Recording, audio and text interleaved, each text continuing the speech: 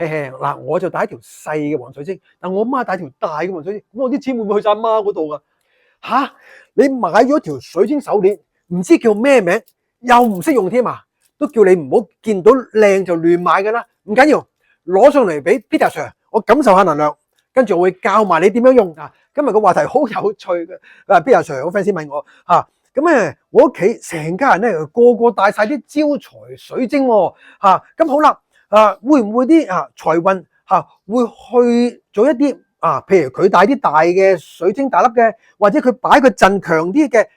佢去咗佢嗰度會唔會係咁樣啊？嗱，我想同大家講講啦水晶咧咁樣去帶咧，唔代表咧去晒佢嗰度嘅，因為水晶咧係可以講為各自各獨立嘅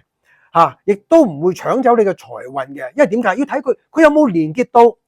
佢有冇擺啱嘅地方方位啦，係嘛？好啦，你嘅黃水晶呢啲啦，係幫助財運嘅機遇啦，係啦，因為點解？亦都每個人嘅意圖能量場係唔一樣噶嘛